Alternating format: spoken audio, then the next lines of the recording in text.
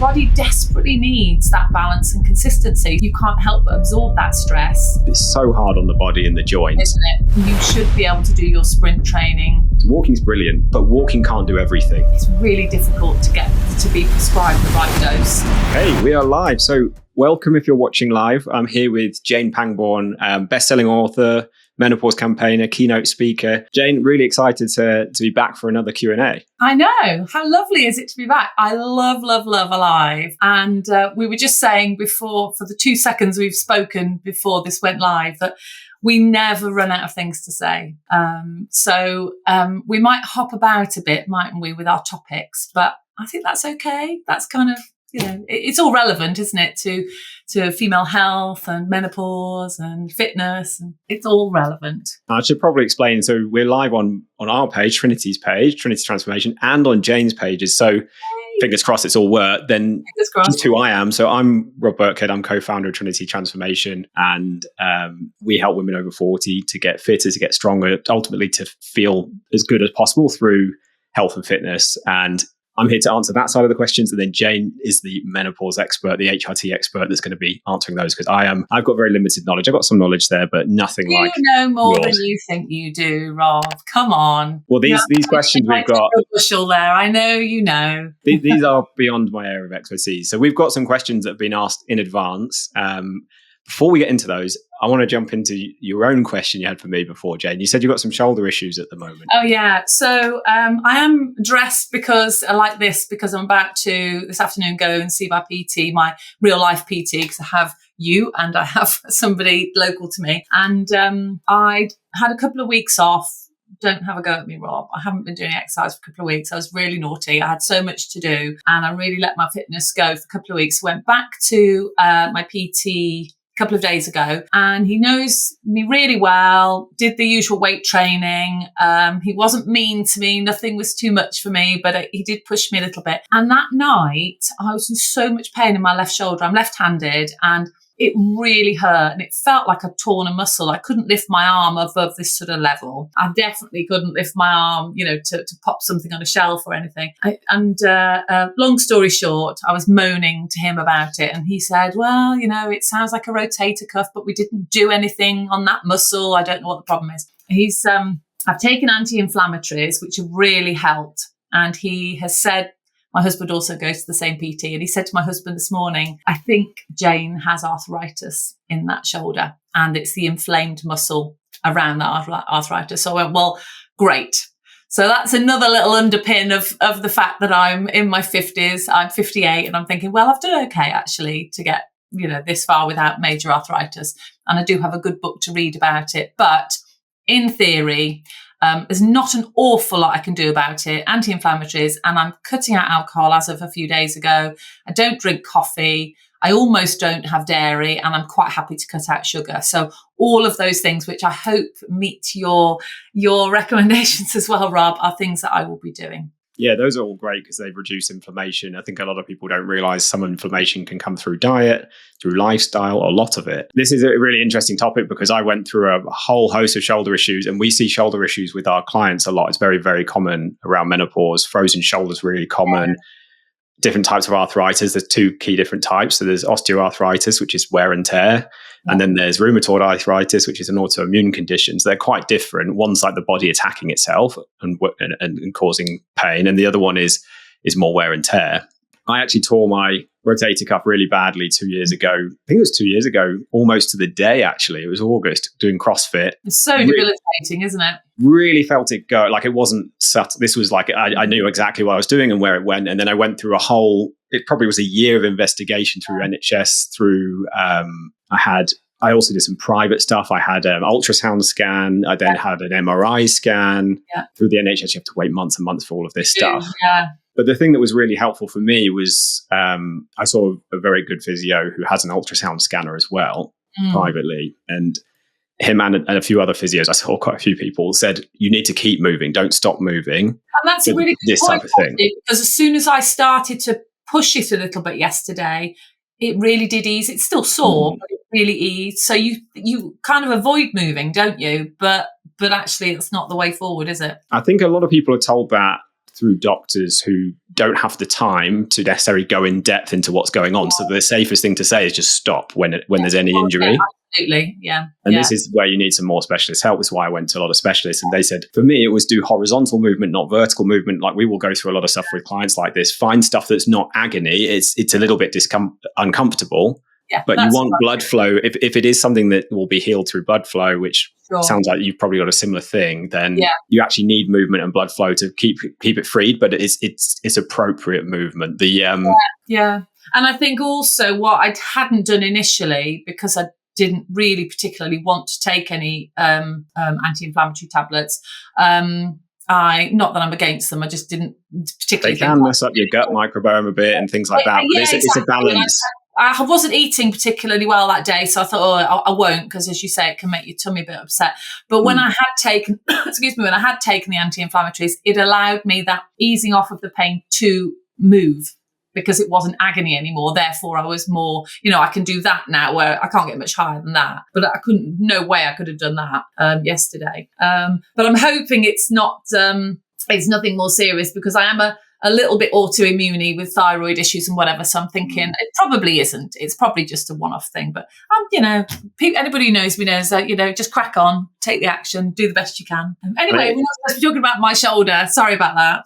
Last thing I'll say on that, injuries are part of, there's a trade-off. When you exercise, there's a risk of injury. And I think a lot of people are scared of that. But if you exercise appropriately, you'll minimize it. But you're still going to get an injury every now and again. Of course. Overall, I think it's still a lot healthier. But it's learning to work around it. Better, isn't it? If you're healthier, then your recovery is going to be better from that injury. And if you're stronger, you are generally more resilient. But shoulders are a very common one with menopause. A lot of the time, we will stop doing overhead stuff. So like when I tore mine, I couldn't put my arms overhead for months.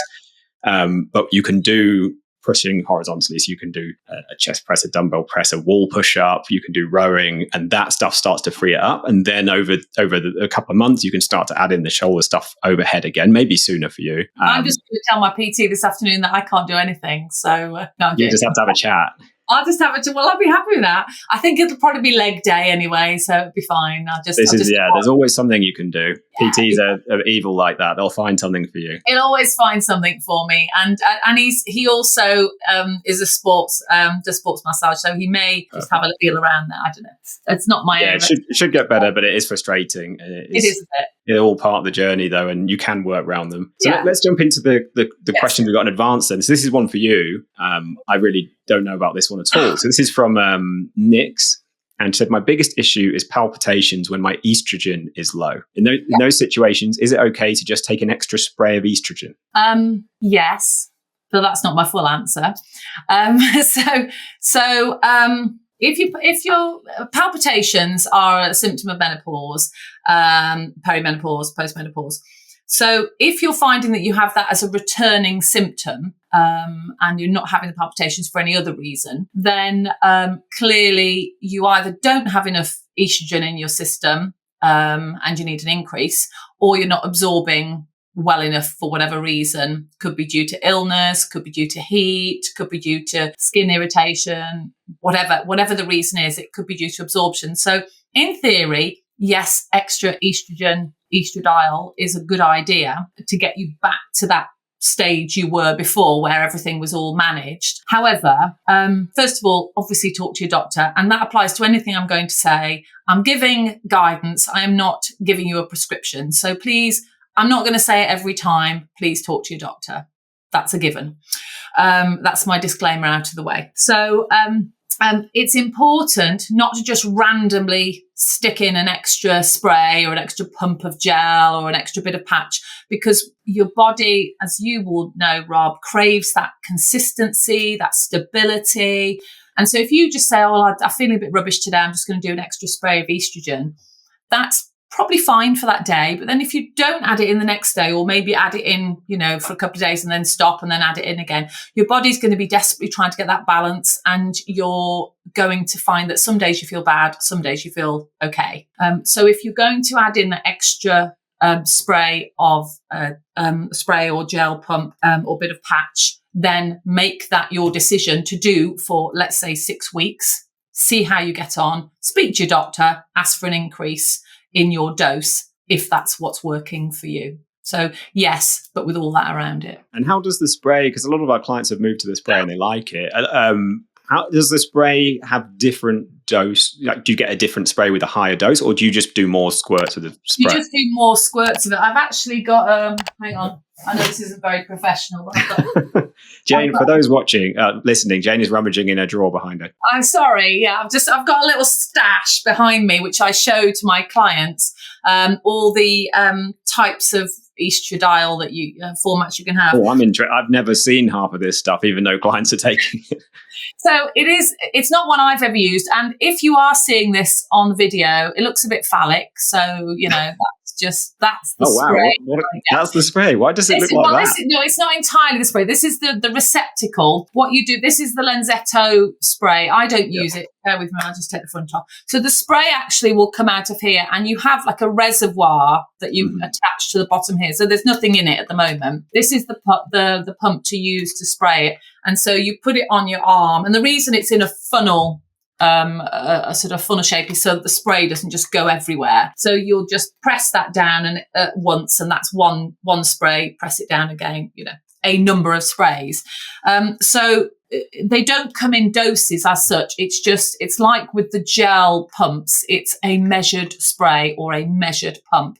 One of those is equivalent to, you don't need to know all the details now, but it's equivalent to, in the case of the pump of gel, it's equivalent to a 25 microgram patch, just as an example. The spray, however, is a tricky one. And I know I don't want to concentrate too much on the spray, but the spray is a tricky one because a lot of doctors will tell you that 3 sprays a day is the maximum licensed dose. That is not the case. The maximum dose to be equivalent to the maximum licensed dose of the gel, for example, is actually double that. It's 6. So 3 sprays is equivalent to a 50 microgram patch or two pumps of gel. Anybody that uses the spray or the gel will understand what I mean by that. And it looks a little bit like an asthma inhaler with a bit of a cone on the bit that goes in your mouth normally. Yeah, I mean, it's a little more difficult to use, I feel, and it's a bit clunky, but if I'm honest, and you might have found this, Rob, with your clients, that a lot of women change to it purely because it absorbs better, because it's a nice fine spray, as opposed to the gel. Some women find that doesn't absorb as well. I really liked the gel, which I used for many years, and the patches are sometimes irritating to people's skin. So the spray is starting to become a bit more popular for that reason. But the dosage is a problem. And I generally don't put my clients or suggest that my clients are put on the spray initially when they're still trying to find their balance of estrogen, because it's really difficult to get to be prescribed the right dose. And until you know exactly what you need, sometimes it's better to stick with something a little more reliable from a dose perspective. Interesting. I didn't know that about it. I think one of the reasons our clients have said they moved to it is because patches, especially if you're an exerciser and you exercise and sweat a lot, I think they've had issues with them falling off, and then they don't know how much they've got. I know there is some guidelines around application that can help with that. I can't remember what they are though. Do you want me to tell you what the guidelines are? Yes, that's what I'm hunting for. Okay. So the patch, I use patches now. I've used them for about 2 years. I always used the gel before. Mine never fall off, so I'm very lucky. But I know a lot of women find they either fall off or they start to crinkle, particularly with the bigger ones. In general, it is very individual, which I know is annoying. But in general, always make sure that your skin is dry, clean. If you've got dry skin, try and make sure, not just before you put your patch on, but generally your skin's moisturized, because dry skin can sometimes stop that absorption. When you put your patch on, make sure you put it on so it's nice and flat. And when you put it on your skin, which will be your bottom or your abdomen or maybe your thighs. I put mine on my hips.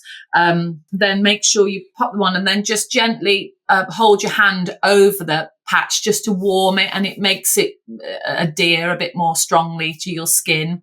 If you're finding that your patches are wrinkling, a lot of women find this. Sometimes the absorption can be affected because you're not getting the full traction from that patch. So it's worth trying a different patch. There are some enormous patches. There's one called Estroderm or Estroderm, which is actually, it's like a duvet. It's massive. So So I don't particularly like that one because it's so big. The next one down would be Everell, which is still a reasonable size, but it's slightly smaller. I'm personally slightly sensitive to the glue on that, so I get quite sore skin with that. Sadly, I'm stuck with that at the moment. And then the smaller one is called Estradot or Estradot, and that seems to be tolerated a lot better from a skin perspective. And it's tiny. It's about, so, and I know not everybody's going to see this, but the Everell patches are about, I don't know what size that is in compared credit card, or is it smaller than a credit maybe card? A little bit, a square credit card, that sort of size, a credit card size, maybe slightly bigger. But the Estradots, the same dose in Estradot would be about the size of a stamp and a half. Wow. So it's really tiny, but they're sadly not as available as they used to be at the moment. So yeah, it's just a matter of making sure your skin is clean, dry, not moisturized where you're going to immediately before, where you're going to put the patch, and then just warm it with your hand. I can see why people might be frustrated if you're in like a real rush and you're like, I've shower and then I've got to like quickly do my HRT and then go. That might be a challenge. Well, but the thing is, you just make sure that you time it correctly. So with patches, you only need to change them twice a week anyway. So make patch change day and time at a time. Not a busy day. That works for you. And with your gel, if you're putting gel on, you kind of have to wait for the gel and or the spray to dry. You can do that at any time of day, really. So I generally say, look, just do it in the evening before you go to bed. And then you don't need to worry about waiting for it to dry so much. You can sort of potter around, do your teeth and stuff like that. If you're trying to do it when you're getting ready for work in the morning, it's never going to end well, is it? You're going to get sticky gel everywhere. Well, you might not get the right dose then either, right? Yeah, exactly. If say if you're putting trousers on and you've put the gel on, it's not completely dry. Some of it's going to go on the trousers. So it's best if you do it at a time that works for you. But back to consistency again, Rob, whatever you do, stick to that. So if you're doing it in the evenings, do it in the evenings. Don't do it evening one day, morning another day, because you'll be all over the place with your dose then. Yeah, makes sense. Awesome. Next question. I'll be interested to know if you've heard about this. So this is from LA Bex 84. So thoughts on sprint intervals for peri and post menopause. Have you heard of sprint interval training? Yes. I've done sprint interval training in the past and I hated every second of it. Just, fessing up. I wanted to die. I just couldn't bear it, but I know it's really effective and I know it's excellent. I haven't done it for a good few years, so I don't know how I'd cope now. It's really your area of expertise, but from a menopause perspective, if you're on HRT and you're nicely balanced, you should be able to do your sprint training whenever.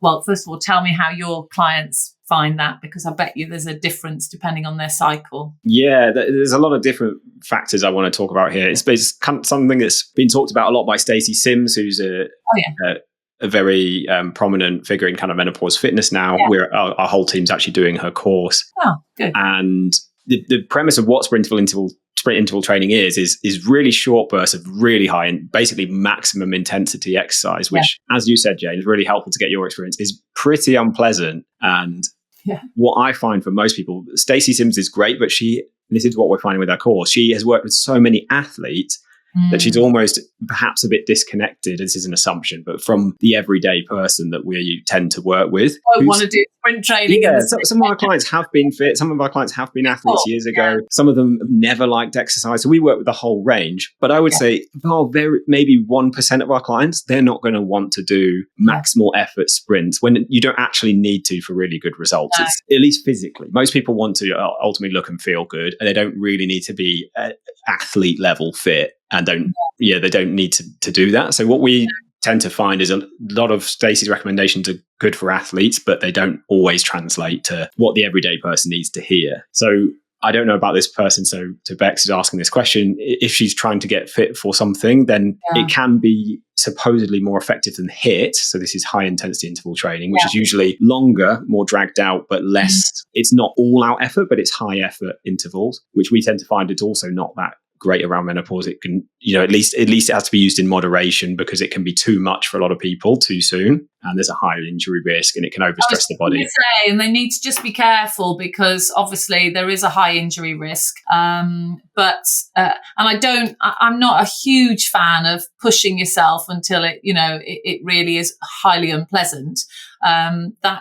It has to be sustainable, doesn't it? It has to be something that you can actually do and continue to do, unless you're training for a marathon or whatever, or whatever. Yeah, exactly. Which, hopefully you're not doing a marathon every day or every week, because that honestly, we don't recommend most people don't need to run at all. I'm doing a running challenge at the moment and sort of regretting it, but anyway, I'm in it now. I've told everyone I'm doing it.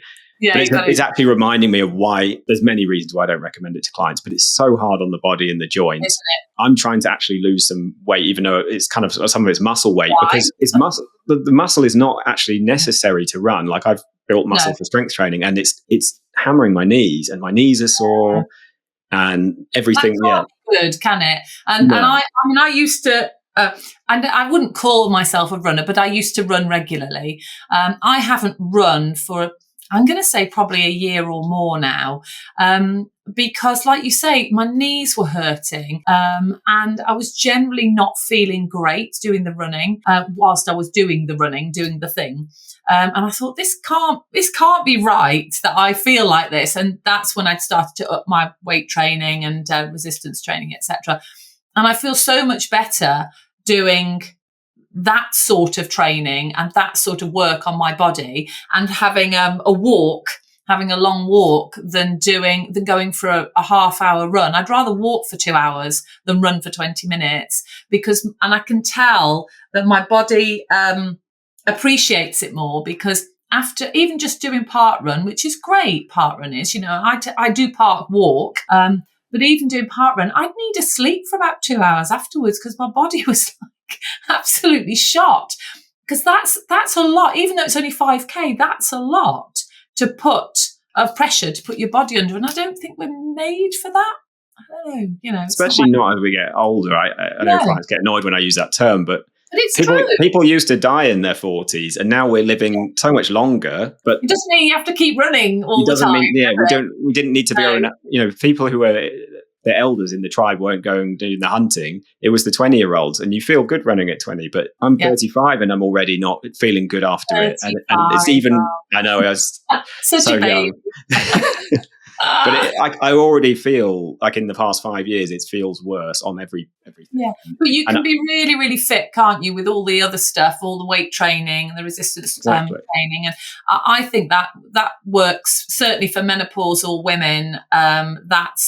That's been my experience, and certainly what I recommend to people. I'm not against running. If you want to run, great. But if you're struggling running, you don't feel guilty about it. Don't feel bad, because there's loads of other stuff that you can do, to stay fit. I mean, in theory, I should really be weight training 4 or 5 times a week, but because 3 isn't enough for me. Back on it. Back on the horse. 3 to 4 is what we see really good results with. I think quality, not quantity. And so many people think they have to do cardio, think they have to run. Running tends to make me look worse, and it's the same with a lot of clients. There's a lot of reasons why. So it's not even going to make you look as good as other things. And it's the same with a lot of clients. There's not even going to make you look as good as other things. Yeah. Your best. Okay. So next questions for you I've got here, Jane, if that's all right. Yeah, of course. From Lorna, post-menopause, I still go through cravings like I have menstrual cycles, where I can eat a lot before my periods used to arrive and then go back to normal once my period arrives. I haven't had periods for years, and this emotional eating still sits with me. Is there a reason for this? Well, it's interesting that she calls it emotional eating, because that's different from cyclical eating.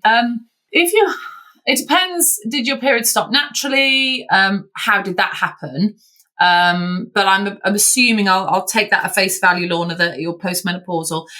You can still have cycles of what's going on in your body. It's not necessarily the same hormones, the same estrogen and progesterone that was going on before, although you will still produce a tiny bit from your adrenal glands. So there's still some little bit in the background. However, again, back to what I said before about the body craving balance, anything can knock your balance off, whether that's illness, stress, anything.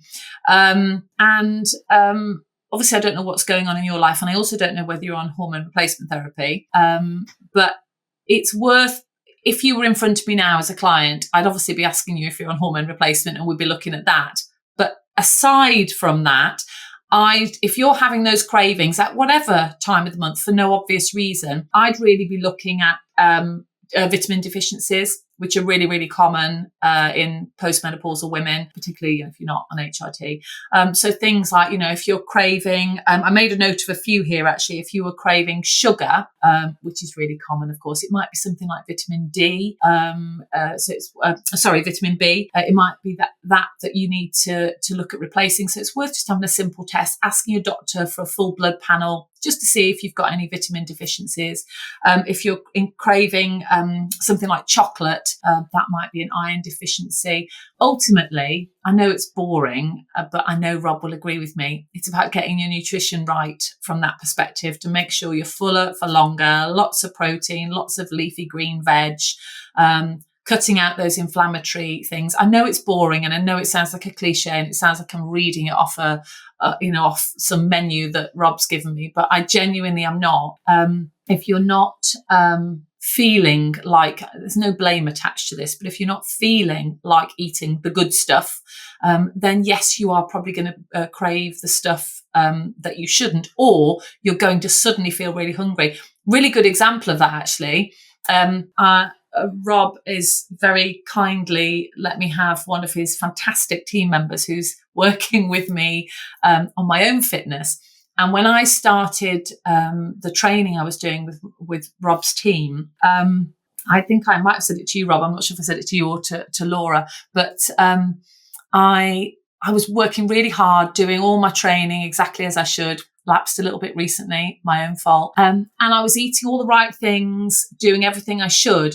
But honestly, I've never experienced hunger like it. I had, for about a week, I had stomachache. It was hunger pangs, and they would just literally come out of nowhere. I would be craving just food, any food. And when I was craving it, if I didn't have it, I would have it was like a hunger pang. I've never had that before. And so I was finding I was having to eat a lot more good stuff, and protein being the key one. So that really underpinned to me what I've just said 2 minutes ago. And I'd never experienced it myself, although I knew it. I hadn't experienced it. So I don't really have enough information. Did you say Laura or Lorna? Lorna. So Lorna, I don't have enough information about your current situation, but it's definitely worth getting in some vitamin deficiency blood tests and having a little look at your diet and just starting there. I'm not saying it's going to be, the magic cure, but there's clearly some sort of imbalance going on there. Imagine living in a home that you've cherished for years. You've done your best to keep it in good condition, but no matter how much you clean, paint, or repair, the problems keep piling up. The cracks are showing, the roof is leaking, and it feels like everything is getting worse despite your best efforts. For many women, losing weight around menopause feels just like that. You've tried diets, workouts, and advice, but the results don't come and the frustration keeps growing. That's where our Fit Over 40 private coaching program comes in. Think of us as your expert renovation team. We know exactly how to fix the root issues, rebuild your confidence, and create lasting results, just like restoring a home to its best condition. If you're ready to finally see results that last, go to www.fit40info.com. I have a couple of theories that I can also maybe run by you, because I know Lorna's situation a little bit better. She's been a client for a long time, and she's very fit and healthy, and she's coming up Snowdon with us in a month and a bit. And she has at least one, I think she has 2 daughters who are teenagers. Is there any evidence to show, because it's quite common, let me check I've got this right, but for like periods to be in sync when you are menstruating, all of the household together, is there any, for like periods to be in sync,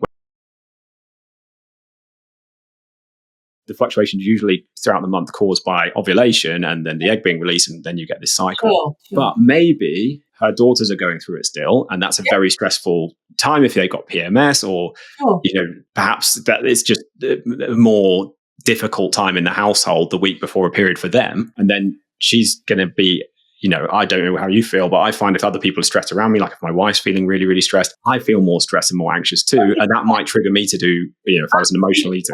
100%. Yeah, without a doubt. And this applies to any sort of menopause, HRT question that I get. If there's seemingly an imbalance, one of the key drivers of that imbalance is quite often stress or illness. Those are the two elements. But the trouble is, we often find that we absorb that stress and just class it as normal. It's just, oh, well, that's just, it's always been that way, or I've always been like that. But when you dig a bit deeper, and you clearly know your clients well, Rob, when you dig a bit deeper, you realise it's probably not normal. It might be normal for right now, but actually that's not how you normally live, and it's a bit of a peak in the stress because, as you say, the teen daughters are going through their own stresses. And I know from having had my own children that you're only ever as happy as your unhappiest child. So that's just kind of how it works, and you can't help but absorb that stress. You can't. Certainly if you're on HRT, it does affect it a lot. I found that after I'd had my hysterectomy, I really had to be patient with my own hormone replacement, because your body's gone through, a big thing having this operation, and it's having a lot of adjusting to do with it being a hysterectomy particularly. And so I had to be very patient with myself and go, to stop fiddling with your HRT, Jane. This is, you've got to give your body time to settle. In fact, I was messing around with it at one point because I just couldn't get the dose right after my op. And my husband said to me, he said, Jane, what would you be telling your clients to do now? And I went, yes, all right. Okay, I'll stop fiddling. But it's so tempting to just go, oh, well, it must be this, when actually it's probably a mixture of things. And your body just needs time to settle. So yeah, slightly. Sorry. Can it be a bit like a thermostat? That's what I'm thinking of an analogy for this with dosage of, like, when it's like really cold. My dad would always be awful for this in the house. He's got hypothyroidism, always cold. Yeah. Oh my God. Yeah. You don't give it enough time to actually adjust. Always needs time. That's really is one of my main messages is, apart from that sort of patience and consistency, we really need to give it time. And messages is, it's so frustrating.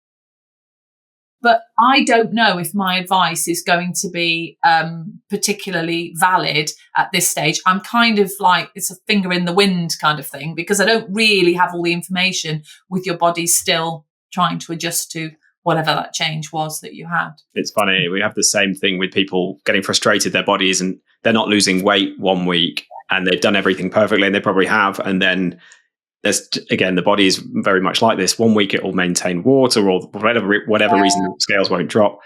And a lot of people want to rush into then doing something drastic to get it to work, to kickstart it. And it's always like, let's wait another week or two, keep things consistent. And then suddenly you might have 2 weeks of nothing, and then you drop 3 pounds, 5 pounds in a week. And the body is frustrating like that, isn't it? It doesn't just, it's not a computer. But it just shows that your body needs, we all do it. There's no judgment of, when we say this. I'm just as impatient as the next person. I always say it's do as I say, not as I do, because I'm just the same as you. I still have the same quirks as everybody else. But your body desperately needs that balance and consistency. So when it doesn't have it, it's going to misbehave. It's as simple as that, and not do what you want it to do. And that doesn't include, crash diets and things that are going to make you feel worse. I've done plenty of crash diets in my time. I'm from the era of crash diets and thin is good. And honestly, I just feel horrible. You just feel faint and woozy. You can't focus. And in fact, recently with the whole shoulder thing, the last couple of meals, not today, but the day before yesterday, I really was in so much pain. I couldn't really eat very well. I just felt sick. I didn't like it. Didn't want to eat. So I kind of missed 2 meals. I had a bit of a snack, but missed 2 meals. By the lunchtime of the next day, I felt quite wobbly and poorly. And so I thought, well, obviously that's my own fault because I haven't given my body any fuel, any good nutrition. So I forced myself to eat a really good, nutritious meal, which I hated, by the way, but it was okay. It was a lovely meal, but I just wasn't in the mood to eat. But because I'd done that, I felt absolutely fine the rest of the day. It just almost had to, it's mind over matter, isn't it? I know the sensible thing to do, so we just need to do it. And that's the same with exercise. We know the sensible thing to do, so just do it. In fact, my PT you're like this, Rob, because he was saying day before yesterday, before I hurt my shoulder, he said, nobody wants to or enjoys getting up, brushing their teeth, getting themselves showered. But we do it because we have to do it, because that we want to smell nice and we want our teeth to be healthy. So we should look at exercise in the same way, that we don't particularly want to do that half-hour workout, but the results will then make us feel so much better. It's absolutely worth it, isn't it? And I think the misconception is people who are fit love it. And a lot of the time I don't know. Maybe there are people who do. Sometimes I do if it's with other people and things, which I don't do very often anymore. But a lot of the time I am doing it for that feeling afterwards of feeling, my wife say, you feel smug because you've done it. You've got some endorphins. You know you've looked after yourself. You can then enjoy a little bit more food. Like I do it for all of those reasons. Not necessarily doing it because it feels good in the moment. No. I try and put music on that I like. I try and do many things to make it a more enjoyable experience. But I don't think many people are doing the exercise and thinking, this is lovely. It's not. Not generally, no. I mean, it's not really, is it? I mean, I'd be lying if I said I enjoyed exercise. But I like you, I enjoy the sort of aftermath of it. But you also know, Rob, because you've spoken to Laura at Trinity, that I hate tracking as well. I hate tracking my food. I cannot be bothered with it. It's just another mind clutter. However, I've said many times to Laura, I see the benefit of it. I understand. And so I do it when I'm required to do it. But it's not something I enjoy. I do it and it gets me over a hump of, I'm not eating very well. Oh, okay, I can see what the problem is now. And then I'll perhaps stop for a while and then back onto it. And I think that's, again, it's just one of those things that helps you to get to where you want to be. And on that note, I've just seen myself in the video. I've obviously got a little where you want to be. And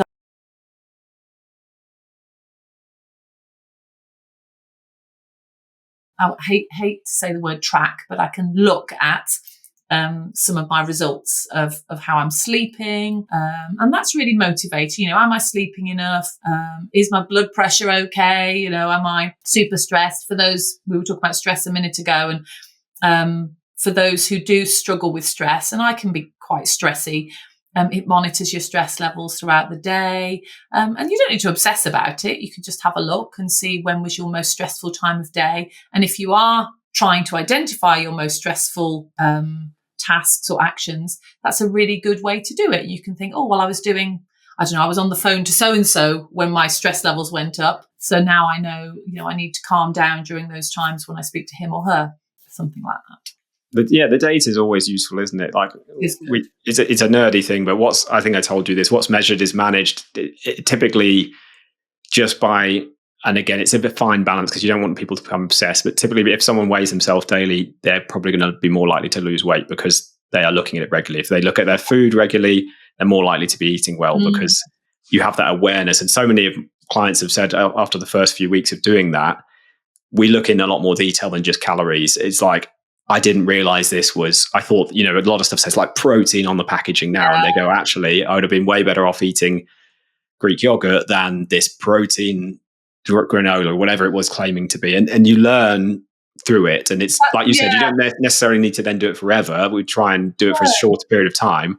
But so many people are confused about nutrition because then they're not looking at the actual facts. They're going off some TikTok thing they saw or Instagram thing they saw that's saying the opposite of another one they saw, and then a diet they did that was completely extreme, and none of it's teaching them anything. I realised when I was doing the sort of first couple of weeks with your team, Rob, that I'm gluten intolerant anyway, or wheat intolerant anyway, so I avoid anything with wheat in it. But I realised that those protein bars are really not good for me. They were making me so bloated, even though they didn't have in them. They're obviously very sugary, most of them, and there must be something else in there. They have soy, which is a common allergen. Well, I don't know. I don't know if there's a lot of ingredients when you look at it, right? They're highly processed. So I stopped a good few weeks ago having those, and I just tend to eat things actual like food? lentil cakes, that's yogurts and lentil cakes, stuff like that. And peanut butter, and I live on lentil cakes and peanut butter, which sounds horrible, but actually is quite nice. I quite like things like rice that. Rice cakes are a funny one. Like a lot of lentil cakes or rice cakes. I have rice cakes, and they're like the last thing I'll go to in the cupboard, and then I will have them with peanut butter or cashew butter or something. Really nice. I'm like, oh, this is, especially with a piece of like a banana slice on it. Every time I'm like, I should have this more often. Yeah. And because people say, oh, they look so boring, but you can literally make anything with them. You can just put anything you want in it. You can make it sweet or savoury or whatever. I sometimes I know this sounds awful, but I sometimes just sit nibbling one with nothing on it at all, which is a bit dry, but I quite like that.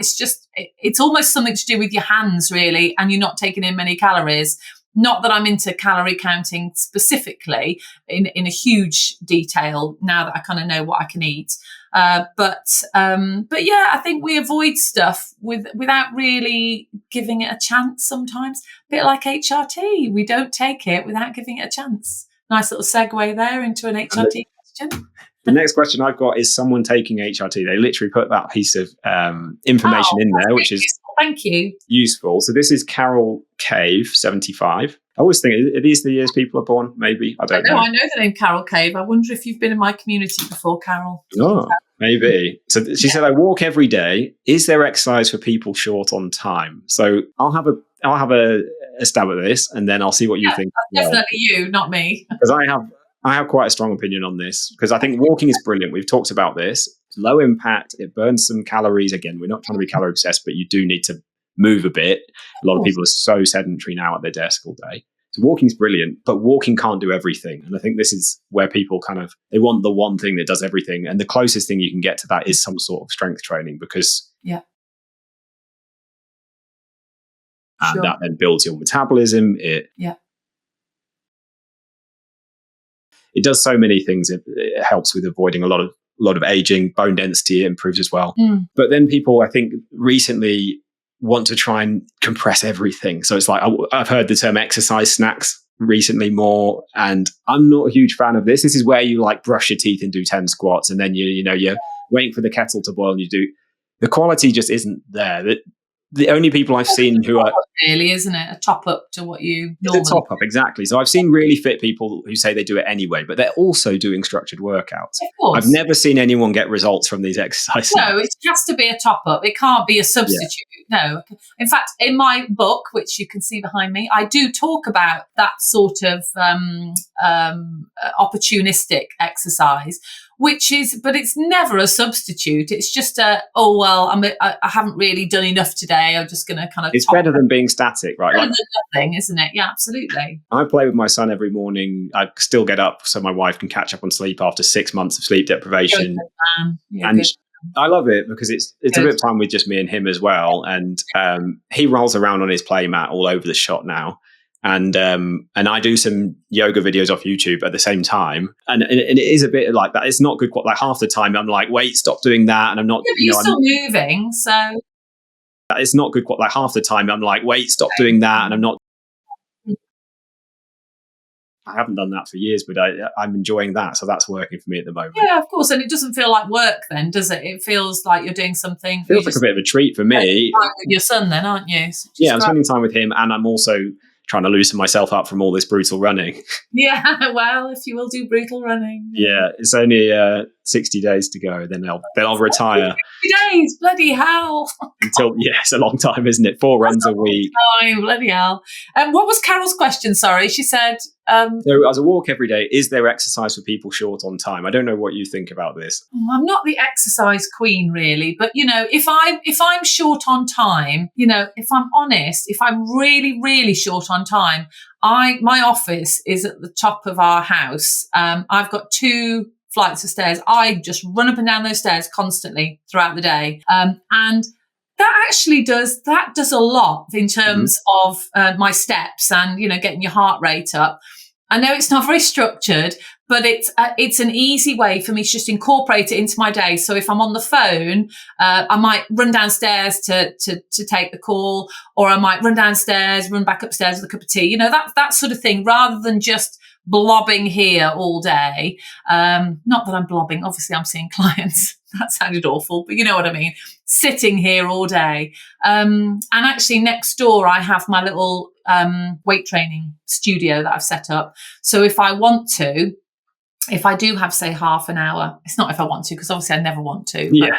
If I have a spare half hour, and I think I should, then I don't have far to go. And one of the things I mentioned in my book was that you need to make things easy to access. There's no point in saying, oh, the way that I train is I go to the gym half an hour's drive away. That's why I put the room next door to my room here, put my kit in there, because I only have to literally walk out the door and walk into the next room if I've got time. So making it easy and just incorporating it, but, some really good exercise in your own environment, whether that's, I don't know, taking the dog out for 10 minutes or whatever it is, if you've got a dog, or running up and down the stairs. That's the sort of thing I would do. But then I'm not an exercise expert. That's your area of expertise, Rob. Definitely make it easy. Such a good point. I think, like, I have some gym equipment here. A lot of our clients will get it. You don't need that much. I think this is a thing. We recommend people have 3 kettlebells and a resistance band, and that's all you need. That's all I treated myself to a new yoga mat because my other one was horrible. The yoga mat can be nice, which is really nice. But yeah, you're absolutely right. I've got 3 kettlebells, a resistance band, and I did also actually buy, I haven't used them recently, but those blocks, the yoga blocks where you can kind of raise your bottom.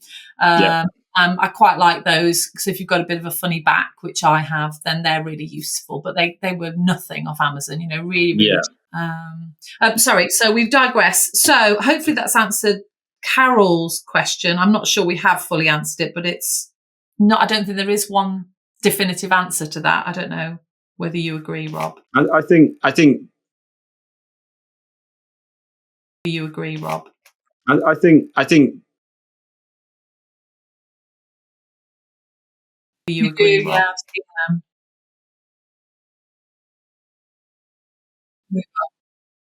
You do, yeah. Yes, it's a bit of time, but it's a very small percentage of the week. It is a small percentage of time. And also, the thing I like, which probably means I'm doing it wrong, Rob, so you can tell me. But the thing I like, which I don't like about running, is that when I do the exercises that you set me, or that your colleague sets me, although I feel like I've really done a workout and I feel like I've really worked hard, I'm not all sweaty and red in the face and knackered. I'm tired physically, but not exhausted and sweaty. So I haven't got to then rush off and have a shower and change my clothes and do my hair and stuff. Obviously, I do that at some point during the day, but it's not, I don't look like it's not urgent to do that. Yeah, absolutely. Yeah. I could do a workout, have a 10-minute break, and then go on a client call, no problem at all. Whereas when you go running, or if you do something much more high intensity, then I'm out of action for a couple of hours. I'm either sleeping or showering or changing, because I just look so horrific. My wife keeps saying after my runs, "Why are you so red?" I'm like, "Because it's hard." I look in the mirror and I'm bright like a beetroot for like 5 minutes. It takes ages to go, doesn't it? I'm like, because it's hard. All the other things that can be triggered, and then I eat. the other thing I'm really struggling with, I get crazy cravings. I'm then like trying not to overcompensate by eating because I spend the whole run thinking about what I want to eat. Yeah, of course. And you don't want to eat too much before because then you think you're going to throw up. But strength training doesn't make me as hungry. I don't know if you find the same, but I'm not then also not undoing half of that workout by then eating. So I think short strength training workouts 3 times a week. Yeah. And other than the time when I was craving food, and that was just when my body was adjusting. That was just that 1 week. We still get that. But yeah, it's very different. Should we just answer a couple more Meno questions? Yeah, go for it. So you actually sent me these questions in advance. And there are two that you didn't.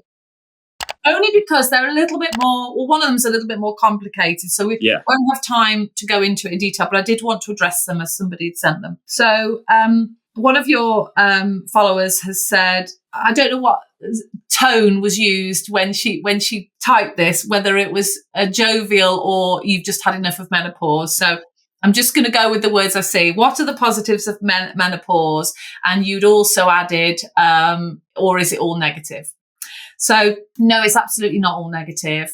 I am massively positive about even being here to experience menopause. It's a huge positive that we are still here in our 40s, 50s, 60s and beyond to experience menopause. In the old days, you've been lucky to experience perimenopause. You'd have been dead by the time you're about 41, 42. So let's start with that it's really positive, and I hope that you feel the same. Physically, the positives are obviously you have no periods. Most women don't like having periods. Some actually quite like having their periods, which is a completely different mindset, and they feel that it validates them as a woman, which I completely understand. I don't feel that way, but many women do. But generally, women are happy not to have periods. And also, when you're postmenopausal as opposed to perimenopausal, you are not experiencing those huge fluctuations up and down, which you had those fluctuations or some fluctuations when you were pre-perimenopausal, just when you were having your normal periods. Then you're perimenopausal and you're all over the place. So when you become postmenopausal, everything in theory calms down. There's no up and down. There's no symptoms one day, no symptoms the next day, none of that going on. However, without your hormones, without your specifically estrogen, but progesterone as well, and testosterone, you will still be at quite high likelihood of experiencing the symptoms of having no hormones. So that's where obviously hormone replacement therapy comes in. And I think we're really privileged to be able to access hormones in our postmenopausal years and perimenopausal years. Perfectly safe to use. I know not everybody agrees with me, but they'd be wrong. They're perfectly safe to use when used correctly. And even today, I've had more people in my community saying, oh, my doctor said I must go off HRT. It's going to give me breast cancer. Just to address that elephant in the room, your HRT isn't going to give you breast cancer. There's a much wider conversation around that, but don't be frightened of your hormones. And postmenopause is, I think, a time to be celebrated. And I know that sounds a little bit cliche and you hear it all the time, but genuinely, I feel so much better now than I did in my 20s and 30s. So let's not stress about getting old. Let's just grab the opportunity to be old. That is my general take on it, which I know sounded like a little bit of a rant. It's not meant to. So I hope that's helped with your positivity around menopause. I didn't catch the person's name, so sorry. That's Nicola, that one. Oh, Nicola. Hopefully that's okay, Nicola. I wasn't specifically targeting you with my little rant there. It was just, I felt it was important that we don't view menopause as a negative thing, because it genuinely isn't a negative at all.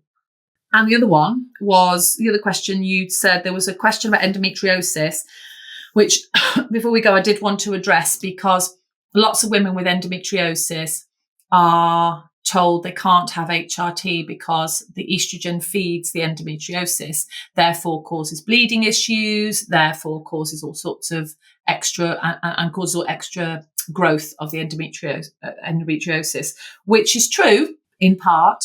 Yes, it does cause that, can cause the extra growth, can cause the bleeding, but that doesn't mean you can't have hormone replacement therapy. It just means we need to be a little more sensible about how we use it. So usually I would say to somebody that has endometriosis, go straight on to, when you're having your estrogen, go straight onto a continuous, as in a daily progesterone regime, a higher dose if necessary, so that balances out and negates the problem with adding in the extra estrogen. So you get the benefits of the estrogen in terms of your symptoms and your overall health, but we're bringing in a decent amount of progesterone every day, not cyclically. We don't want to be encouraging more periods, so that it balances it out and you're not having that additional risk of further growth of the endometrial issue and no bleeding issues. So if somebody's telling you you can't go on HRT with endometriosis, that's wrong.